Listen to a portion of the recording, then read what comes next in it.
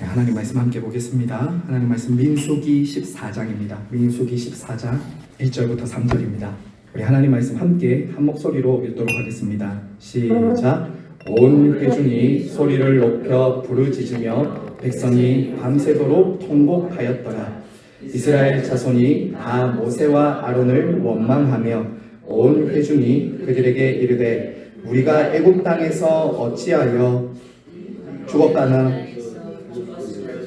것을 어찌하여 여호와가 우리를 그 땅으로 인도하여 칼에 쓰러지지 않게 한 우리 처자가 사로잡히리니 애굽으로 돌아가는 것이 낫지 아니하랴. 아멘. 우리 지난주부터 함께 민수기를 보고 있습니다. 여러분 민수기 주제 한 번 더 읽어볼까요? 민수기 주제 앞에 있고요. 여러분 강의 안에 있습니다. 같이 읽겠습니다. 시작. 하나님 나라는 자유를 위한 연단이자 자기 부인이다. 여러분 이스라엘 백성들이 이미 구원받아서 자유를 얻은 민족이 되었습니다. 그렇죠? 그들은 더 이상 노예가 아니고요. 더 이상 자유를 빼앗긴 민족이 아니라 애굽에서 출애굽한 구원받은 자유를 가진 백성들이었습니다. 그런데 우리가 지난주에 보았지만 왜 주제를 이렇게 연단이자 자기 부인이라고 잡았냐면요. 이들이 광야로 지나가면서 이들 안에 여전히 남아있었던 노예 근성, 애굽의 습관을 가지고 끊임없이 있는 것들을 보게 되는 겁니다. 그래서 끊임없이 이들이 자유를 누리지 못하는 거예요. 하나님의 백성으로서의 자유와 그 믿음을 그들이 사용해서 살기보다는 끊임없이 어떻게 하죠? 애굽으로 돌아가자. 여기는 너무 부족한 게 많다. 사실 부족한 게 없었거든요. 지난주에 제가 마지막 결론에 말씀드렸죠. 하나님을 소유했기 때문에.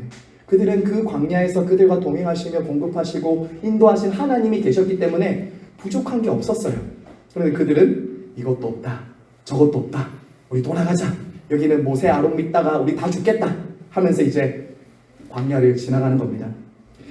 그래서 여러분 이 자유는 뭐냐면요. 자유는 연단을 통해서 하나님이 우리 안에 있는 옛 자아와 이 죄된 습성을 다루셔야지만이 진정한 자유를 누릴 수 있다는 거예요. 자기의 뜻과 욕심을 내세워서 자유를 누리는 것이 아니라 그건 세상의 방식이에요. 근데 왜 여기서 자기 연단과 자기 부인이 나오냐면 하나님의 백성들은 자기를 부인하고 하나님께 모든 것을 의탁할 때 누리는 자유이기 때문에 광야에는 내비게이션도 없죠. 시간표도 없죠. 달력도 없죠. 그냥 하나님께 온전히 맡겨야 돼요. 그렇게 할 때 통과할 수 있기 때문에 연단과 자기 부인을 통해서 자유를 누릴 수 있다고요. 저와 여러분도 마찬가지입니다. 우리가 어떻게 자유를 누리는가? 내가 하고 싶은 대로 하는 것은 자유가 아닙니다. 하나님의 뜻이 이루어지는 것이 자유인 거죠. 그래서 우리가 이 문구가 아무렇게나 만든 것이 아닙니다. 정말 자유는 하나님의 뜻을 위해서 연단받고 자기를 부인할 때 누리는 것이다 라는 거죠. 자 여러분 민수기의 이름의 뜻이 숫자를 계수하는 것이라고 말씀드렸죠. 자 지도를 잠깐 보면요. 두 번의 인구조사를 합니다. 인구조사. 첫 번째는 시내산. 시내산에서 첫 번째 인구조사하고 두 번째는 저기 위에 4번에 있는 모압 평지. 모압 평지에서 이제 두 번째 계수를 합니다.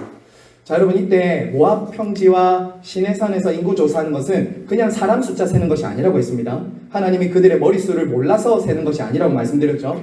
두 가지 이유 때문이라고 했습니다.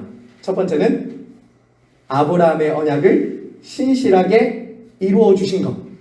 그것을 보여주기 위해서 하나님은 인구조사하라고 했죠. 그렇죠? 하나님의 언약의 신실함을 드러내기 위해서 인구조사하라는 겁니다. 자, 하늘의 별처럼 땅의 모래처럼 많은 민족이 너를 통해 나올 것이다. 한 사람을 통해서 시작했잖아요. 그런데 그 믿음이 어떻게 됐다고요? 200만 명이 됐다고. 200만 명. 하나님의 약속이 이루어진 거죠. 저와 여러분도 어떻게 믿음의 대가 이어질지 모르는 거예요. 한 사람을 통해서 어떻게 많은 일들이 일어날지 모르는 거죠. 자 그리고 두 번째는 뭐 때문에 제가 숫자를 센다고 했냐면요. 하나님의 군대, 하나님의 백성들을 하나님이 조직하는 거라고 했습니다. 그렇죠? 더 이상 이스라엘 백성들은 오합지졸이 아닙니다. 애굽의 노예도 아닙니다. 이제 어떻게 해야 되냐면 하나님의 군대로서 출정해야 된다고요. 하나님의 백성들로 그들이 이제 싸워야 된다고요. 그러니까 뭐가 필요하냐? 조직이 필요한 거죠. 그들 안에 어떻게 싸워야 될지 진을 쳐야 되는 거죠. 하나님이 그들 중앙에서 왕으로서 그들을 다스리고 인도하시면서 가나안에 들어가는데 진도 없고 조직도 없고 아무렇게 나갈 수 없잖아요. 싸우려면 정확하게 군대와 조직과 계수함이 필요한 거죠. 그래서 하나님이 이렇게 지금 광야에서 조직과 이런 것들을 만들어 가신다라는 겁니다. 자, 그런데 지난주까지 저희가 뭘 봤냐면요, 여러분 어떤 일이나 어떤 사역을 할 때 우리가 사람이 많고 조직이 잘 갖춰진다고 해서 되는 게 아니거든요. 아시죠? 이 교회라는 것도 마찬가지지만 유기체거든요. 사람으로 이루어진 것이기 때문에 사람이 많고 조직이 잘 돼 있고 시스템이 잘 된다고 해서 그 교회가 잘 되는 건 아닙니다. 문제가 나타나기 시작하는 거예요. 어떤 일이 일어났습니까? 광야를 통과하면서, 이 광야를 이제 40년 뺑뺑이 하거든요. 여기 이제 이 광야를 40년 뺑뺑이 하면서 무엇을 보게 되냐면, 사람이 아무리 200만이 돼도 또 아무리 조직이 잘 갖춰져도 그들 안에 있었던 불신앙과 불순종을 다루셔야 된다고 해요. 이들 안에 애굽의 본성과 습성이 그대로 남아있어서 하나님이 말씀하시고 명령하시면 온전히 순종 못하는 거예요. 끊임없이 하나님이 아닌 환경을 바라보는 거예요. 그 삶의 방식과 태도를 하나님이 고치시길 원하시는 거죠. 자, 그래서 지난주에 봤던 게 여기까지였습니다. 그래서 1세대는 광야에서 다 멸망하는 세대입니다. 반역과 실패의 세대예요. 이들은 시련을 만날 때마다 어떻게 반응하냐면요, 끊임없이 믿음의 눈으로 반응하기보다는 불신앙과 불순종으로 반응합니다. 조금 이따가 더 보겠습니다만, 이들은 사실 1세대는 여러분 얼마나 놀라운 기적을 경험했습니까? 홍해가 갈라졌고요, 만나와 메추라기를 매일 하늘에서 내려오는 거 봤고요, 반석에서 물이 나는 것도 보고 엘림을 보고요, 마라를 봤습니다. 그 정도로 기적을 경험했으면 믿음의 사람이 돼야 될 만도 한데, 기적이 믿음을 만들어내는 거 아니에요. 하나님과의 관계, 하나님의 말씀에 단순하게 신뢰하고 순종하는 것이 믿음을 만들어내는 거죠. 근데 그런 게 없었다는 거예요. 그러니까 결정적인 순간마다 그들은 믿음의 현 주소를 보는 거예요. 밑바닥이 다 드러나는 거예요. 이것도 없네, 저것도 없네, 막 그러면서 오늘 민수기 24장에는 모세와 아론을 원망하기 시작하는 거죠. 자, 여러분 왜 이렇게 이들이 원망했다고 했죠? 왜 이렇게 불평하고 원망했다고 했냐면 바로 하나님의, 따라서 한번 할까요? 은혜를 잊어버렸기 때문입니다. 네, 맞아요. 이게 제일 중요합니다. 민수기에 거듭거듭 강조되는 게 뭐냐면, 그들이 하나님이 매일처럼 내려주시는 그 은혜들을 하찮은 것으로 여겼어요. 하찮은 것. 어느덧 하나님이 첫사랑일 때는, 그 하나님이 처음 주셨을 때는 너무 감격스러웠어요. 근데 그게 익숙해지는 거예요. 은혜의 반대는 뭔지 아십니까? 은혜의 반대는 익숙해지는 거예요. 이게 시작입니다, 여러분. 은혜는 날마다 하나님이 내게 주신 것들을 깨닫는 데서부터 시작하는 거거든요.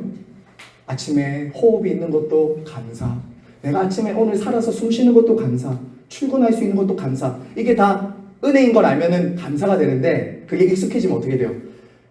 또 가야 되나? 이게 되는 거죠. 이제 익숙해지는 거예요. 은혜의 반대는 익숙입니다. 은혜를 잊어버리자 그 다음에 익숙해지면 나오는 게 뭐냐? 원망과 불평이에요. 원망과 불평. 자, 여러분 오늘 그래서 원망과 불평이 나오는 이유가 은혜를 잊어버렸기 때문이라고 했는데요. 그래서 여러분 혹시 우리 안에 원망하고 불평이 만약에 입술에서 나도 모르게 나올 때가 있잖아요. 나도 모르게. 그럴 때면 여러분 이걸 점검하셔야 돼요. 지난주에 제가 결론부에 이걸 말씀드렸는데,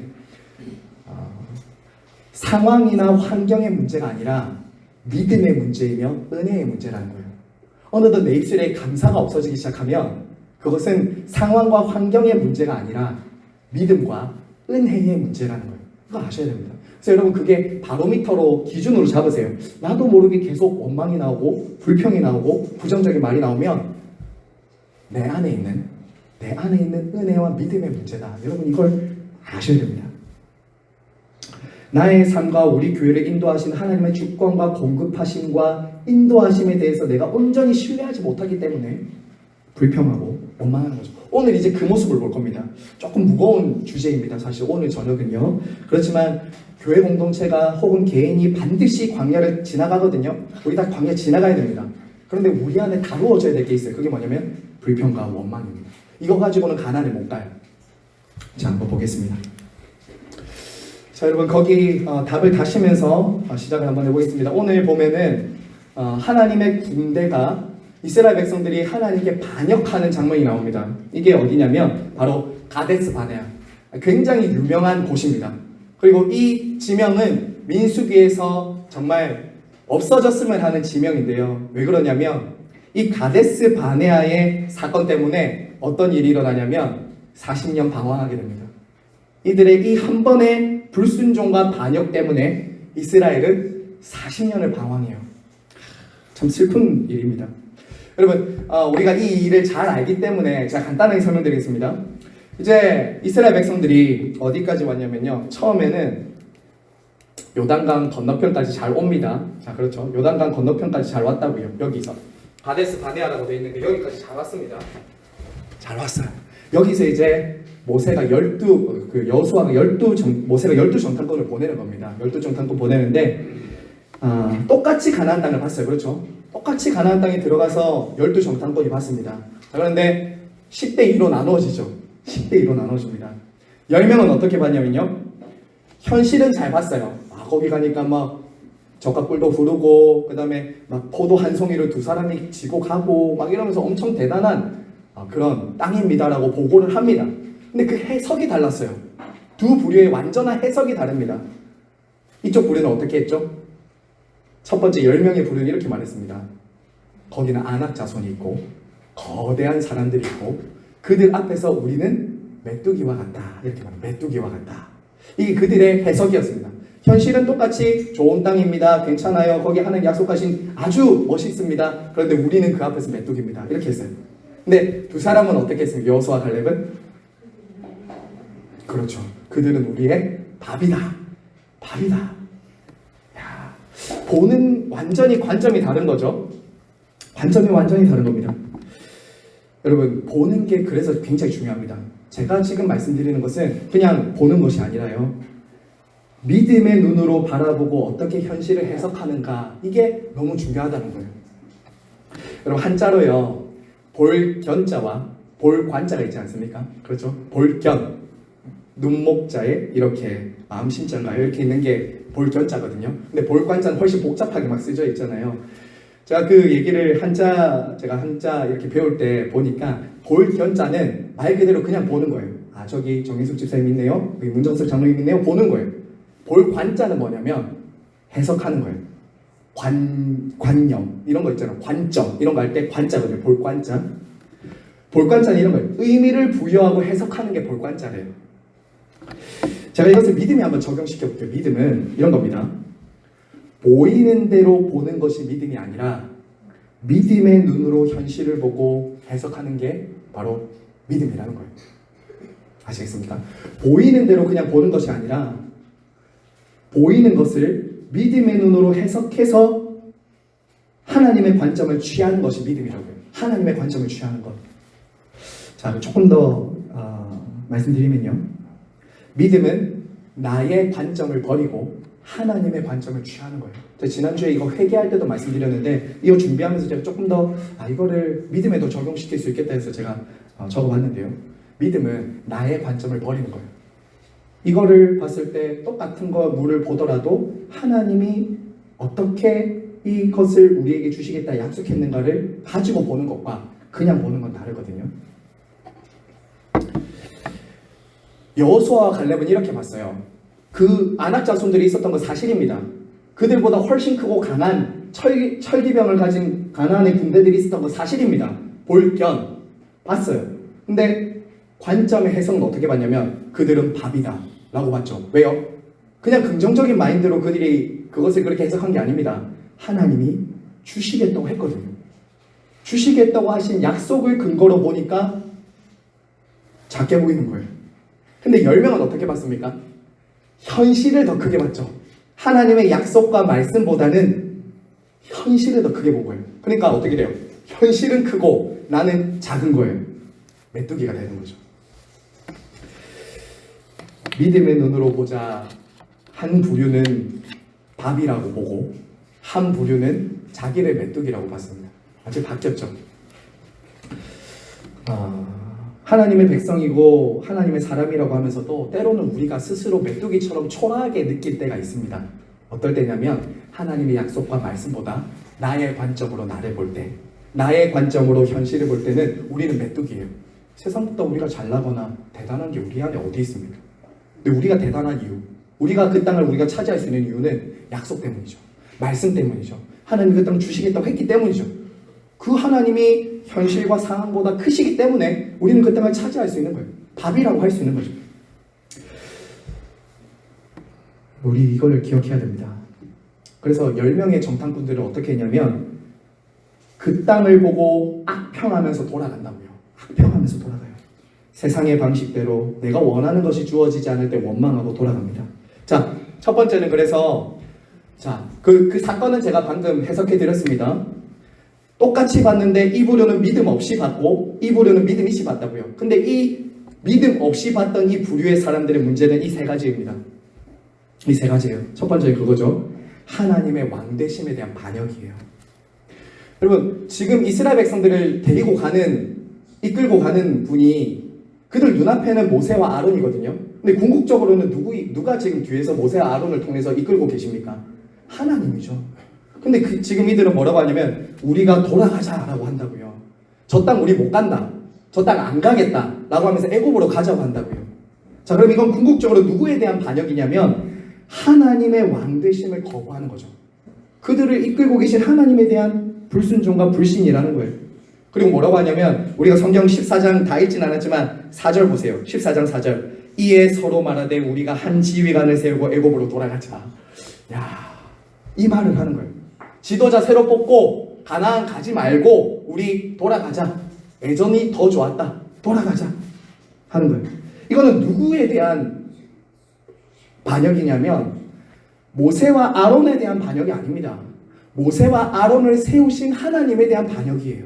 그것에 대해서 지금 이들이 하나님의 왕되심에 대한 거역이라는 거죠. 두 번째, 하나님의 궁극적인 목적과 여정에 대한 반역이기도 했어요. 여러분, 애굽으로 돌아가자는 것은 어떤 것입니까? 출애굽을 반복하자는 거거든요. 또 다시 애굽의 노예로 돌아가자는 거거든요. 출애굽시키시고 그들을 지금 가나안으로 데리고 가고 계신 하나님의 그 여정, 그 길에 대한 거부예요. 하나님 못 믿겠다는 거예요. 하나님의 그 길, 하나님의 시간 못 믿겠다는 거예요. 돌아가자라는 거예요. 하나님이 아브라함과 이삭과 야곱에게 주시기로 약속하신 그 가나안 땅에 우리는 안 가. 같은 언약 백성인데 나는 안 가. 너희들끼리 가. 이렇게 하고 돌아가겠다는 거예요. 그것은 단순한 문제가 아닙니다. 지금 그들이 가나안 땅에 가는 것은 하나님이 그냥 너희들끼리 잘 먹고 잘 살라고 주시는 땅이 아니라 그 예전에, 그 오래전에 아브라함에게 이 땅을 내가 너희에게 줄 거야. 너희 자손에게 줄 거야. 라고 했던 그 땅이라고요. 근데 애굽으로 돌아가자는 건 뭐예요? 그 여정, 그 목적에 대한 거부인 거죠. 왕대심도 거절했지만 목적에 대해서도 거절했다는 겁니다. 그리고 마지막 세 번째 보시면요. 13장 31절과 14장 6절에서 9절에 보시면 그들은 끊임없이 뭐라고 하냐면 이렇게 합니다. 전쟁에 있어서도 제가 한번 볼까요? 14장 우리 6절부터 9절에 보시면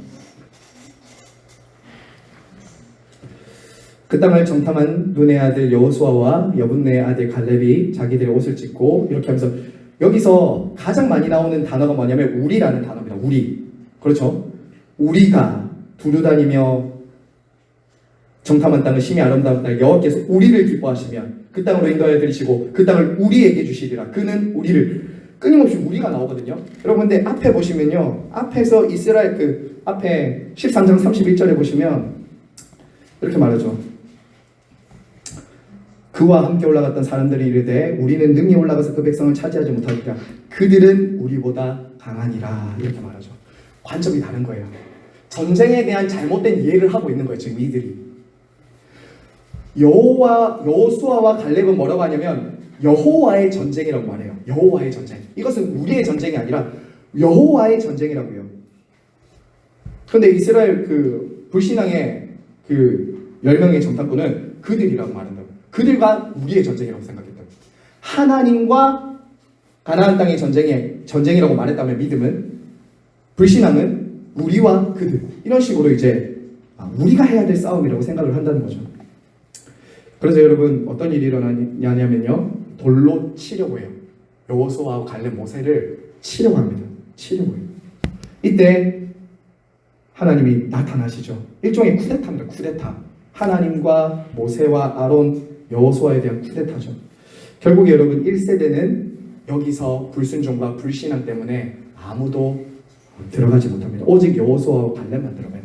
자, 그러면 이 사건을 조금 제가 오늘 14장부터 16장까지 좀 주목해서 좀 보려고 합니다. 자, 넘어가서요. 네. 여기서 이제 14장부터 20장까지는 이스라엘의 불신앙과 그리고 불순종에 대한 하나님의 심판이 나오거든요. 자, 한번 넘어가 볼게요. 자, 여기를 보시면요. 1세대는 말씀드린 것처럼 불평과 반역의 역사입니다. 그래서 결국에는 가나안 땅에 못 들어갑니다. 빨간 쪽을 보시면. 근데 오른쪽은 2세대는 이제 가나안 땅에 들어갑니다. 그런데 이 사건, 가데스 바네아 사건 때문에 몇 년을 이 광야에서 방황하냐면 40년을 방황합니다. 40년. 자, 불순종한 1세대들이 진멸당하는 시기예요. 자, 그러면 2세대는 무슨 잘못이냐라고 생각할 수 있잖아요. 그렇지 않습니까? 1세대는 불신앙하고 불순종해서 광야를 뺑뺑이 돈다 하더라도 그들과 함께하고 있는 자녀들이 있었거든요. 자녀들과 함께 지금 뺑뺑이를 돌아야 되는 거예요. 40년을. 이것은 이런 뜻이 아닙니다. 자녀가 부모의 죄를 담당해야 된다 이런 게 아닙니다. 이것은 징계이기도 하면서요. 동시에 자녀들에 대한 교훈이 되는 거예요. 교훈. 부모 세대처럼 하면 안 된다. 이걸 보여주는 거예요. 하나님의 말씀에 불순종하는 부모 세대와는 달리 그들의 자녀들은 징계를 통해서 거역하고 불순종하고 불신하는 것이 얼마나 무서운지를 이 광야를 돌면서 봐야 됐던 거예요. 여러분 그거 아세요? 여기에 보시면 나중에 그 14장부터 쭉 나오는 이 구절에서 40년에 이르는 이 시기를요 굉장히 간단하게 말합니다. 40년에 되는 이 시기를 왜 간단하게 언급하냐면요, 하나님 나라의 진보 관점에서는 의미가 없는 거예요. 가치가 없는 거예요. 무가치한 시기라는 거예요. 하나님조차도 언급할 수 없는 그런 시기가 이 40년 광야 생활이었다라는 거죠. 여러분 기억하셔야 됩니다. 불신앙과 불순종으로 인해 징계받는 그 시기는 하나님 나라의 진보가 아니라 퇴보예요. 하나님도 언급할 가치가 없는 그런 시기다라는 거죠. 자, 우리가 지난번에 한번 봤던 건데 한번 볼까요, 이거? 네.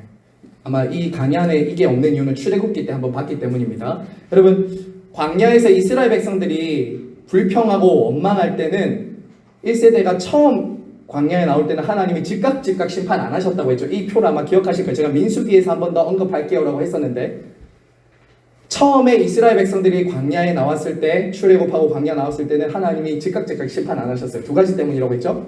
영적인 상태가 어려서, 두 번째는 율법이 아직 주어지지 않아서. 자, 그런데 민수기 딱 보면은 어떻게 하냐면 하나님이 그들이 불평하면 불평하는 대로 바로바로 심판하세요. 왜 그러냐면 하나님이 이미 율법을 주셨죠. 율법 이유입니다. 율법을 주셨고 하나님을 많이 경험했기 때문에 그들의 영적인 수준이 자랐어야 되는 거예요.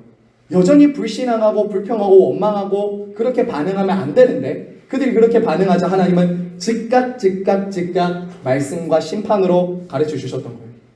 이게 민수기 세대와 출애굽 세대는 완전히 좀 다르다라는 것입니다. 신앙이 어릴 때 하나님은 때로는 오래 기다려주세요. 참아주세요.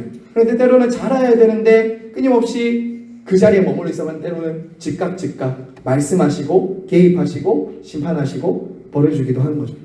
그래서 이런 말 제가 지난번에 한번 말씀드렸는데, 많이 준 자에게 많이 구합니다. 은혜를 받으면 은혜 받은 걸로 끝나시면 안 됩니다. 말씀을 받았으면 말씀 받은 걸로 끝나면 안 됩니다. 거기에 대한 의무와 책임과 그 은혜에 합당한 열매를 맺어야 되는 거죠. 그래서 많이 준 자에게 많이 찾는 거예요. 여러분 16장 17장에 보시면 16장 17장과 그리고 11장부터 쭉 보시면 불평을 굉장히 많이 합니다. 제가 오늘 서론에서 말씀드렸는데 이스라엘 백성들이 광야에서 보이는 아주 유독 돋보이는 그들의 불신앙의 모습이 뭐냐면 불평과 원망입니다. 자, 11장 백성들의 악한 원망, 만나에 대한 원망, 미리암과 아론에 대한 원망, 가나안 땅에 대한 부정적인 원망, 고라와 다단에 대한 원망, 무리바의 원망, 모세와 아론에 대한 원망, 음식에 대한 원망. 야, 여러분 엄청나죠? 그리고 이 원망이요, 굉장히 공동체를 어지럽히고 확산되는 것을 보게 돼요. 이 불평과 원망이.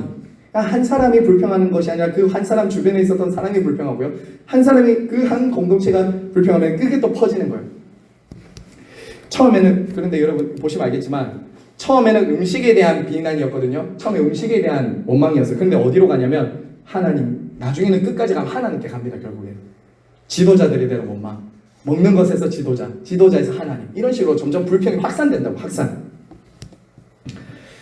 불평이 얼마나 공동체를 병들게 하는지를 보게 되죠. 자, 여러분 오늘 제가 16장을 좀 한번 볼 텐데요. 자, 여러분 16장 한번 볼까요? 16장 두 장만 성경 넘기셔서 우리 대표적인 예를 한 대목을 보면서 우리가 함께 기도하려고 합니다. 여러분 16장 1절에 보시면 제일 유명한 반역 사건이 바로 고라와 다단 아비람입니다. 고라 자손 아시죠? 자, 1절에 한번 제가 보겠습니다. 레위 증손 고핫의 손자 이스라엘의 아들 고라와 르우벤 자손 엘리압의 아들 다단과 아비람과 벨렛의 아들 온이 당을 짓고 이스라엘 자손 총회에서 택함 받은 자 곧 회중 가운데 이름 있는 지휘관 250명과 함께 일어나 모세를 거스르니라. 자, 이렇게 말합니다. 여러분 1절에 보시면 반역의 주동자인 고라 자손이라고 합니다. 고라가 제일 먼저 등장하는데 고라입니다. 시편에서도 종종 등장하는 그 사람이 있죠. 고라. 그 고라가 이 고라입니다. 자, 여기 고라를 가리켜서 뭐라고 하냐면 레위의 증손 고핫의 손자라고 말합니다. 이스라엘의 아들이라고 말하죠. 그러니까 이 사람은 한마디로 말하면 이런 사람입니다. 레위 지파 모세와 아론과는 사촌지간입니다. 사촌지간이고요. 고핫 자손은 무엇을 했냐면 성막기구를 했어요. 성막기구. 그러니까 성전과 굉장히 밀접한 관련이 있었던 사람입니다. 성막과 봉사했던 사람이에요. 자, 그런데 이 사람들이 모세와 아론의 리더십에 불만을 가집니다. 모세와 아론의 리더십을 불만을 가지고 반기를 들었어요. 근데 그 이유가 뭐였냐면 이것 때문이었습니다. 자, 보세요. 3절입니다. 그들이 모여서 모세와 아론을 거슬러 그들에게 이르되 너희가 뭐라고 하죠? 분수에 지나치도다. 회중이 다 각각 거룩하고 여호와께서도 그들 중에 계시거늘 너희가 어찌하여 여호와의 총회 위에 스스로 높이느냐. 이들의 말하는 것은 한마디로 이거죠. 왜 제사장의 직분을 너희들만 하냐, 이거예요. 왜 제사장의 직분을 너희들만 하냐. 10절에서 이렇게 말하죠. 모세가 그들 꾸짖습니다. 10절에 보시면 하나님이 너와 내 모든 형제 레위 자손으로 너와 함께 가까이 나오게 하였거늘 뭐라고 말하죠? 너희가 오히려 제사장의 직분을 구하느냐. 자, 여러분 이들이 제사장의 직분을 구했다는 거예요. 모세의 리더십에 강한 불만과 반감을 가지고 있었는데 그것은 곧 무엇으로 나타났냐면 하나님이 세우신 직분자와 권위에 대한 반감으로 나타났다고요. 이들이 주장하는 것은 너희들 스스로 분수에 지나치게 행하고 있다라고 말합니다. 아니, 모든 회중이 다 거룩한데 왜 너희들만 말씀을 맡은 자로, 말씀을 가르치는 자로, 회중을 인도하는 자로 너희들이 왜 그렇게 하냐 라고 지금 고라 자손들이 말하는 거예요. 여러분 겉으로 보면 굉장히 그럴듯하지 않습니까? 아니 뭐 하나님이 말씀도 근거하고 있고 언약도 근거하고 있어요. 굉장히 그럴듯하게 주장하는 거죠. 근데 여러분 이들의 문제가 뭐죠? 이들의 문제, 하나님이 세우신 권위와 질서를 무시했다는 겁니다. 여러분 우리가 잘 알듯이요, 이 종교개혁 아시죠? 종교개혁이 가지고 제일 중요한 변화 중에 하나는 이것입니다. 만인 제사장, 만인이 다 제사장이라는 거예요. 그렇죠? 우리가 잘 알다시피 마틴 루터가 당신은 교황과 사제들에게만 부여됐던 성경을 읽고 해석하는 것 혹은 성경을 가르치는 것을 모두가 만인들이 함께 성경을 읽고 묵상하고 함께 배울 수 있다라고 해서 만인 제사장이라고 했거든요. 그래서 마틴 루터와 이 사람들은 당시 사제들에게만 허용됐던 이 말씀을 모두가 함께 읽을 수 있도록 했어요. 우리 성경책에 있는 이유가 바로 거기서 종교개혁이 일어났기 때문이죠. 모두가 성인이나 교황이나 어떤 성물을 통해서 구원받는 것이 아니라 오직 예수 그리스도를 통해서 모두가 함께 제사장이 될 수 있다라고 한 거예요. 자, 여러분 하지만 여기서 오해하시면 안 됩니다. 종교개혁의 만인 제사장 교리가 모든 교회의 직분을 무효화하는 건 아닙니다. 무효화하는 것이 아니에요. 제가 예전에 저도 한번 서울에서 예전에 집회가 있을 때 경험했었는데요. 간혹 직분에 대해서 잘못된 생각을 가지신 분들 중에서는 이렇게 말하기도 합니다. 우리 모두가 다 성령의 기름 부으심이 있기 때문에 우리는 다 성경을 자유롭게 해석할 수 있고 가르칠 수 있다. 거기는 제가 그때 서울에서 봤던 한 교회는 목사님은 있는데 매주 설교하지 않고 돌아가면서 설교해요. 돌아가면서 설교해요. 우리가 다 성경을 다 해석할 수 있다, 가르칠 수 있다, 다 성령의 기름 부음 있는데 뭐 목사님만 꼭 설교할 필요 있냐 하면서 다 돌아가면서 설교하는 거예요. 뭐 돌아가면서 해볼까요, 우리도? 여러분, 이런 주장은요, 반은 맞고 반은 틀린 거예요. 반은 맞고 반은 틀린 겁니다. 모두가 하나님의 말씀을 읽고 묵상하고 연구할 수 있는 것은 맞습니다.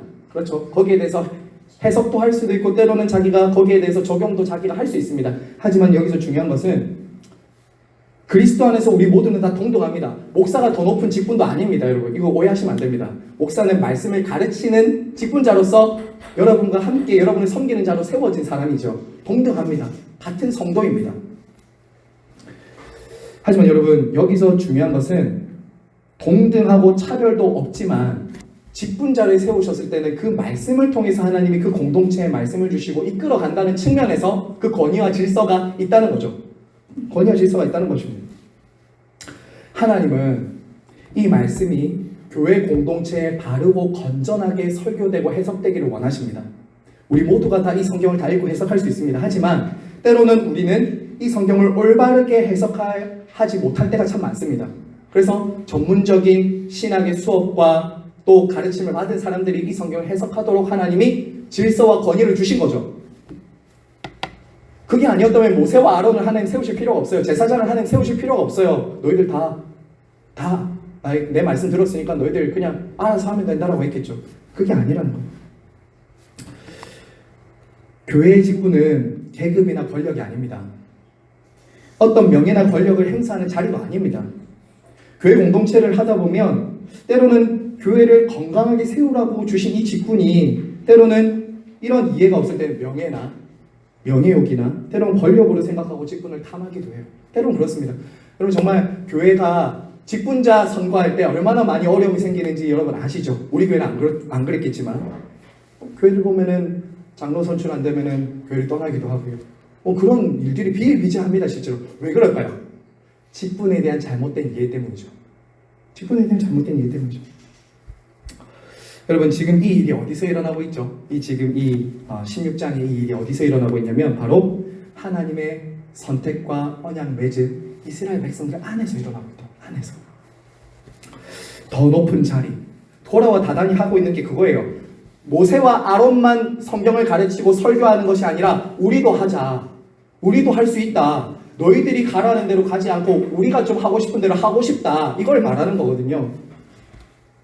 더 높은 자리라고 생각하는 거죠. 그 직분을. 서로 비교하고 시기하고 끌어내려는 이 모습이 세상에만 있는 게 아니에요. 교회 안에도 얼마든지 있을 수 있다는 거죠. 그 그릇된 직분론이 실제로 교회를 많이 훼손시키고 분쟁과 시험거리가 되더라라는 거예요. 자, 여러분, 제가 오늘 여기서 적용점 하나 드릴게요. 오늘 말씀이 먼저 고라와 다단의 이 모습을 보면서 우리가 첫 번째 배워야 될 건 이것입니다. 하나님의 주권 아래서 겸손해야 된다는 거예요. 하나님의 주권 아래서 겸손해야 된다. 고라의 무리들의 잘못은 이것입니다, 여러분. 하나님이 모세와 아론을 세우시고 그들을 통해 이스라엘 백성들을 이끄실 계획을 가지고 인도하고 계시다는 거예요. 근데 고라와 다단은 뭐냐면 그것이 싫다는 거예요. 그것이 싫다는 거예요. 이것이 바로 뭐냐? 교만의 죄입니다. 그럼 한번 생각해 보세요. 여기서 이거 오해하시면 안 됩니다. 그들 중에는 인간적인 자질이나 능력으로 보면 모세나 아론보다 뛰어났을 수 있는 사람들이 있습니다. 있을 수 있겠죠. 그 200만이나 되는 사람들 중에서 꼭 모세와 아론이 제일 대단한 능력과 실력을 가졌기 때문에 뽑은 것은 아니라는 거예요. 모세와 아론을 하나님이 택하신 것은 이유가 없어요. 이유가 없습니다. 모세와 아론이 자질적으로 더 훌륭하거나 탁월했기 때문에 세움받은 것이 아니라 하나님이 그냥 택하신 거예요. 그들은 내 지도자로 너희들을 이끌 인도자로 세웠다는 거예요. 하나님이 그 모세와 아론을 대리자로 삼으시고 백성들을 이끌 수 있는 위치에 세우신 거죠. 여러분, 그러므로 이겁니다. 모세와 아론을 인정하는 것은, 그리고 그들을 따르는 것은 하나님의 주권과 권위를 인정하는 거예요. 그렇죠. 그걸 인정하는 거예요. 여러분, 그러므로 여러분 이거 오해하시면 안 됩니다. 지도자와 리더가 완벽한 사람들이기 때문에 여러분 따르는 거 아닙니다. 교회든 가정이든 나라든 우리는 하나님의 주권을 믿잖아요. 영역 주권 사상. 하나님이 저 사람을 세우신 것은 완벽한 어떤 자질이나 능력을 갖추었기 때문이 아니라 하나님이 세우신 것을 인정하기 때문에 순종하고 따르는 거예요. 그거죠. 이게 잘못되면 안 됩니다. 부족한가 약한가 허물이 많아요. 모세도 있었습니다. 아론도 있었어요. 아론이 나중에 보면 금송아지 만들 만큼 분별력이 때로는 잘못되기도 하고요. 모세는 물을 치기도 하잖아요. 그 돌을 치기도 하잖아요. 반석을. 실수와 연약함과 한계가 있는 사람들이었습니다. 하지만 여러분, 여기서 중요한 건 이것입니다. 그런 지도자를 봤을 때 하나님의 주권을 인정하는 사람은 어떻게 하는가? 고라와 다단처럼 반역하는 것이 아니라 그 지도자를 위해서 기도해 주는 거죠. 그렇죠. 기다려주는 거죠. 하나님의 주권을 인정하는 거죠. 이게 하나님을 인정하는 거라고요. 내가 더 잘할 수 있을 건데, 저 사람보다 내가 더 잘하는데, 거스르기보다 기도하면서 기다려주는 것이 하나님의 권위에 순종하는 거다. 그리고 그것이 뭐라고요? 겸손입니다. 겸손. 여러분, 지금 여러분의 가정의 리더, 여러분의 교회의 리더가 있습니다. 그렇죠? 그리고 국가의 리더가 있습니다. 그것을 하나님이 세우셨다는 것이 여러분 인정하셔야 됩니다. 하나님이 세우셨다는 걸 인정하셔야 돼요. 그게 안 보이면 믿음의 관점을 취하지 않고 하나님의 관점을 취하지 않고 나의 관점으로 보면 여러분 리더를 여러분이 판단하는 자리에 서게 됩니다. 그것은 곧 하나님의 자리를 탐하는 교만입니다. 그러시면 안 됩니다. 그러면 교회가 안 세워져요. 교회가 안 세워집니다. 부족하고 연약한 리더라도 그 사람을 세우신 분이 하나님이시라는 걸 여러분이 겸손히 믿는다면 받아들이는 거죠. 목사든 장로든 권사든 집사든 하나님이 직분자를 세워서 교회를 이끌어 가실 때 여러분이 그것을 인정하는 것은 곧 하나님을 인정하는 겁니다. 하나님을 신뢰하는 겁니다. 자, 이제 말씀을 마무리하면서요.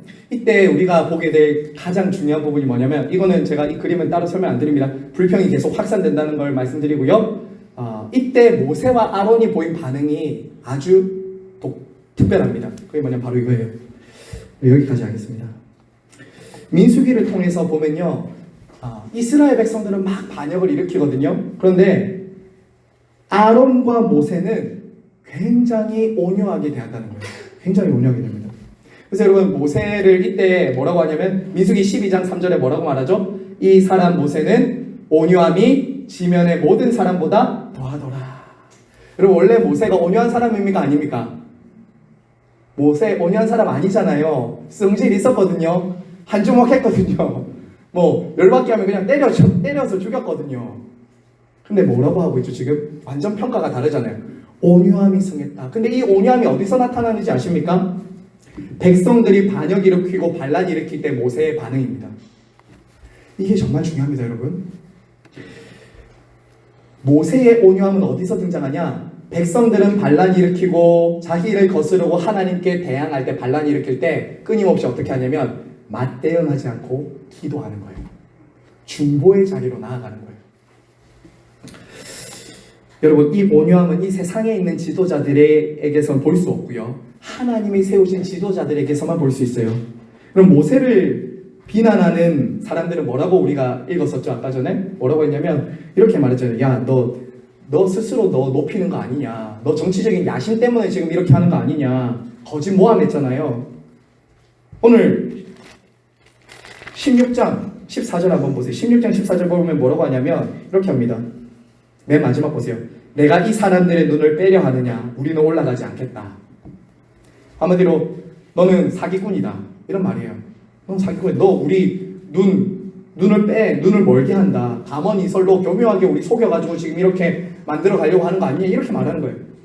여러분, 한번 생각해 보세요. 여러분이 모세와 아론이라고 한번 생각해 보세요. 마음이 어땠을까요? 얼마나 수고했습니까, 지금까지. 그동안 이 애굽에서 나올 때부터 광야를 지나서 가나안 앞까지 얼마나 수고해서 이 모세와 아론이 여기까지 데려왔냐고요.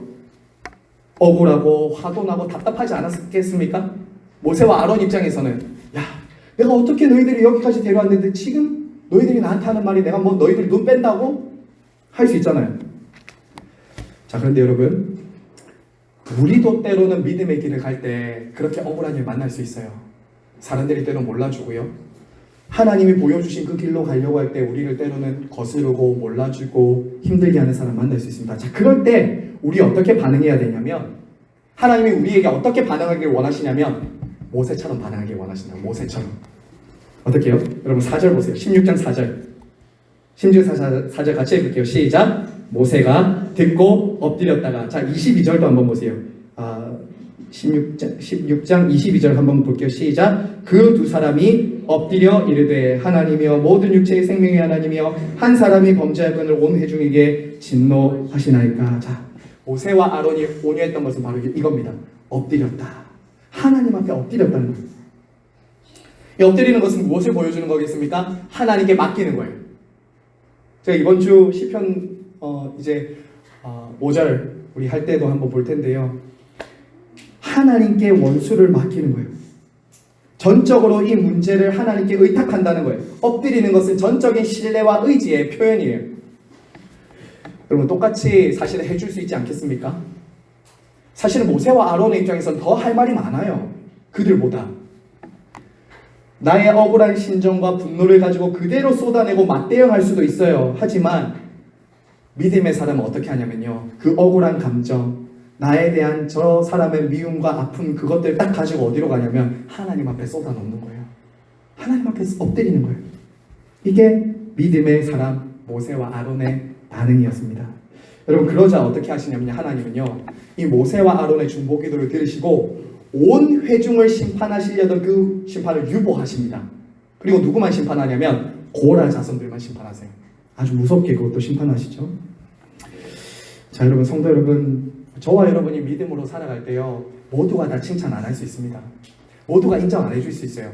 때로는 억울한 일, 나를 상처 주는 말, 때로는 힘든 말 받아들여야 될 때도 있습니다.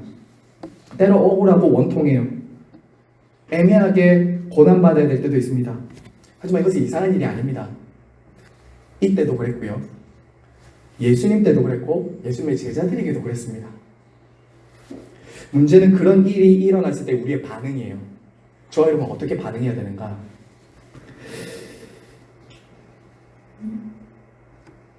바로 하나님 앞에 엎드리는 겁니다.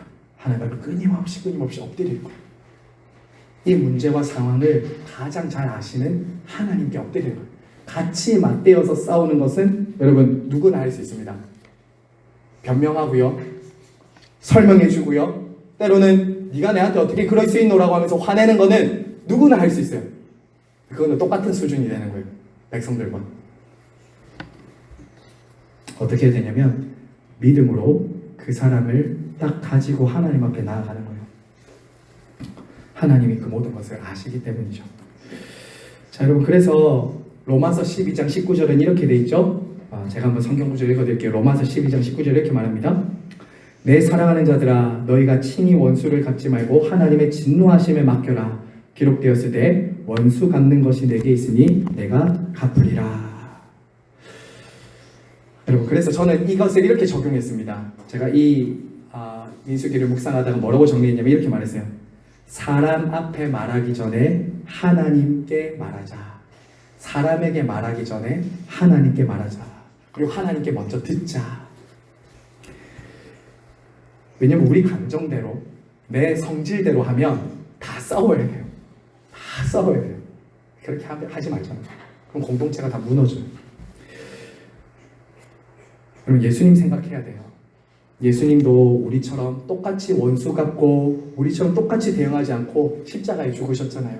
아버지여 저들이 하는 일을 알지 못하나이다 하고 그 자리에서 그들에게 변명하지 않잖아요.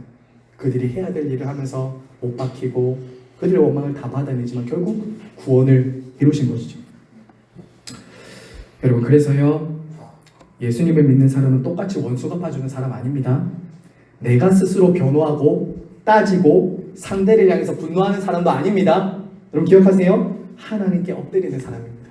저 여러분 많이 엎드려야 됩니다. 그걸 하나님이 보고 계신다고요. 그걸 보고 계십니다. 그게 합격입니다. 합격. 저 여러분이 모두가 그렇게 되기를 바랍니다. 자, 우리 민수기 16장 24절 이제 고라에 대한 심판입니다. 자, 고라가 어떻게 심판받죠? 16장 24절 보시면 땅이 갈라져서 그들의 가족들이 다 멸망하고 맙니다. 자, 24절 보시면 회중에게 명령하여 이르되 고라와 다단과 아비람의 장막에서 다 떠나라 이렇게 하죠. 그리고 31절에 보시면요, 그가 이 모든 말을 마치자마자 그들이 썼던 땅이 바닥이 갈라지니라. 자, 여러분 결국 하나님이 친히 모세와 아론을 내가 세운 지도자라는 것을 확인시켜 주는 거예요. 그리고 고라와 다단과 이 무리들은 내가 택하지 않은 지도자다라는 것을 알고 하나님이 심판하셨다라는 거예요. 자, 여러분 여기서 제가 이제 두 가지만 말씀드리고 기도의 자리로 나아갈 건데요. 여기서 우리가 기억해야 될 건 이것입니다. 먼저 성도들을, 저와 여러분을 하나님이 신원하실 때가 있다는 거예요. 신원이 뭔지 알죠? 잘못에 대해서는 심판하고 잘한 것에 대해서는 상 주실 날이 있다는 거예요. 모세와 아론이 직접 싸우고 직접 변명하고 직접 설명해서 이 일이 된 게 아닙니다. 하나님 앞에 엎드렸더니 하나님이 직접 나타나셔서 고라와 다단과 아비람 이 당을 심판하시고 모세를 세워주시는 날이 있다는 거예요. 성도들이 이것을 믿기 때문에 직접 싸우지 않습니다. 직접 원수 갚지 않는다고요. 이것을 우리가 오늘 여기서 배울 수 있는 것이죠. 그럴 때 오래 참을 수 있어요. 두 번째는 이것입니다. 우리도 중보자의 역할을 해야 된다는 겁니다. 중보자의 역할. 우리 한번 따라서 같이 해주세요. 중보자의 역할을 감당합시다. 네. 여러분 비방하는 사람 만날 때, 여러분 억울하게 만드는 사람들 만날 때, 여러분 오늘 이 모세의 모습을 꼭 기억하십시오. 중보자의 자리. 저 사람의 그 연약함과 아픔과 상처를 내가 딱 끌어안고 주님 앞에 나아가는 이 중보자의 자리, 모세와 아론처럼 여러분이 하실 때 예수님을 닮아가게 됩니다. 예수님의 성품을 배워가게 되는 거죠. 죄인을 위해 끝까지 중보하셨던 예수 그리스도, 죽으시면서까지도 뭐라고 예수님 말씀하셨어요? 저들의 죄를 용서하옵소서. 이 중보자의 모습을 나를 비난하고 나를 반대하고 나를 적대하고 하나님을 반란히 일으켰던 그 사람들을 받아갈 때, 그게 때로는 남편일 수 있습니다. 때로는 그게 아내일 수 있고요. 때로는 그게 우리 교회 성도들 안에 있을 수도 있습니다. 내가 그 문제를 가지고 중보하는 것이 하나님 기대하신 모습입니다. 말씀 읽겠습니다. 오늘 말씀은 우리들에게 위로와 경고를 줍니다. 두 가지의 위로와 경고. 이 땅을 살아가면서 우리가 만나게 되는 이 광야 같은 세상에서 때로는 오해받고 상처받고 힘들게 되는 날이 있어도 위로는 이거죠. 방금 말씀드린 대로 하나님이 갚아주실 때가 있다. 하나님이 악인을 심판하고 의인은 상 주실 날이 있다. 이게 첫 번째 위로고요. 경고는 뭐냐? 우리도 원망하고 불평하면 가나안 1세대처럼 출애굽 1세대처럼 될 수 있다. 이거 우리가 알아야 돼요. 알아야 됩니다. 우리는 심판받는 이 고라 자손들처럼 되지 않도록 자기를 살펴야 됩니다. 사도 바울은 이렇게 말했습니다. 여러분 갈라디아서 5장에 이렇게 말해요. 분쟁과 시기와 분냄과 당 짓는 자들이 있다 라고 말했어요. 갈라디아 교회 안에. 여러분 우리는요 그래서 겸손해야 됩니다. 저도 여러분들도 그리스도의 은혜가 없으면 넘어질 수 있습니다. 왜 우리가 고라 자손처럼 안 될 사람들이라고 내가 장담할 수 있습니까? 우리도 다 시기가 있고 질투가 있고 하나님의 여정, 하나님의 왕대심, 때로는 완벽하지 않는 지도자 보면서 나도 불평하고 원망하고 싶은 마음 들 때 있습니다. 그런데 겸손은 뭐예요? 하나님의 주권을 인정하고 저 사람을 위해 기도하고 하나님의 인도하심을 따라가는 것. 이게 광야에서 배워야 될 것이다 라는 거죠.